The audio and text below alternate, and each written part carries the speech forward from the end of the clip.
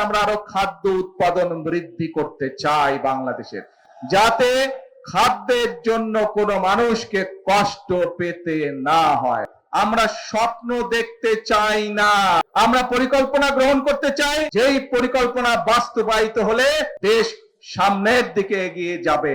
আজকে আমরা যেই খাল প্রায় 48 বছর আগে শহীদ রাষ্ট্রপতি জিয়াউর রহমান খনন করে গিয়েছিলেন, তার প্রায় সময়ের পরিক্রমায় খাল হয়ে গিয়েছে, এবং এই খালটি যখন বন্ধ হয়ে গিয়েছে, তার ফলে বহু কৃষক, এই যে আমার পাশে এক কৃষক ভাই বসে আছে, ওনার কথা একটু আগে শুনলেন আপনারা, যে এই খাল আমরা খনন করতে পারলে, শহীদ জিয়া যখন খনন করেছিলেন, তার ফলে এই এলাকার কৃষক ভাইদের সুবিধা হয়েছিল।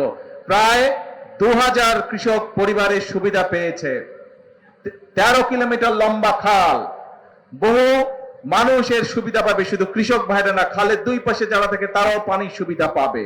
কাজেই এই খালটি খনন করতে হবে। এইরকম আমরা সারা বাংলাদেশে 20,000 কিলোমিটার খাল খনন করব ইনশাল্লাহ আগামী 5 বছরে। কারণ আমরা বাংলাদেশকে খাদ্যে স্বয়ংসম্পূর্ণ আছে, আমরা আরো খাদ্য উৎপাদন বৃদ্ধি করতে চাই বাংলাদেশের, যাতে খাদ্যের জন্য কোনো মানুষকে কষ্ট পেতে না হয়। প্রিয় ভাই বোনেরা, এখানে টেকনিক্যাল কলেজের কথা বলা হয়েছে, এখানে টেকনিক্যাল কলেজের ডিমান্ড করেছে এমপি সাহেব, করেছে না একটু আগে?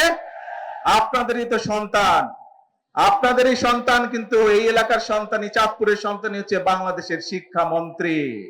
আপনাদের সামনে শিক্ষামন্ত্রীকে আমি এখনই বলে যাচ্ছি, যত দ্রুত সম্ভব সেই টেকনিক্যাল কলেজের ব্যাপারে যাতে ব্যবস্থা গ্রহণ করে।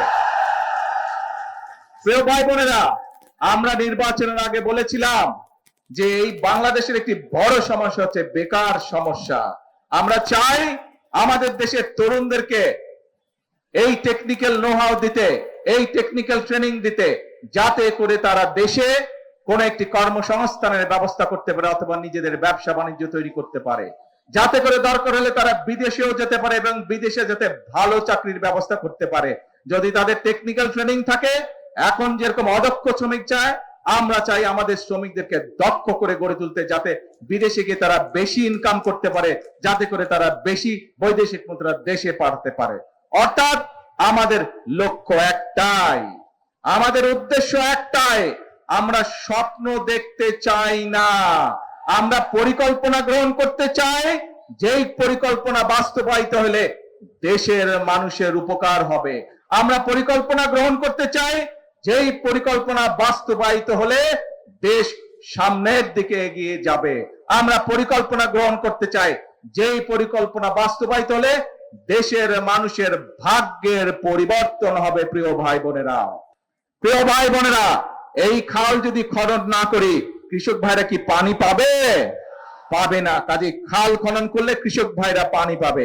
ঠিক একই ভাবে আমরা যদি কাজ করি, হাতে হাত মিলিয়ে কাজ করি, বাংলাদেশের 20 কোটি মানুষের 40 কোটি হাত, এই 40 কোটি হাত যদি নেমে আসে, এই 40 কোটি হাত যদি একসাথে কাজ করা ধরে, ইনশাআল্লাহ বাংলাদেশকে আমরা পৃথিবীর বুকে একটি মর্যাদাশীল রাষ্ট্রে পরিণত করতে সক্ষম হব। আজকের এই অনুষ্ঠানে, এই খাল কাটা অনুষ্ঠানে আসুন, এটাই আমাদের প্রতিজ্ঞা হোক, এটাই আমাদের শপথ হোক যে আমরা করব কাজ সবার আগে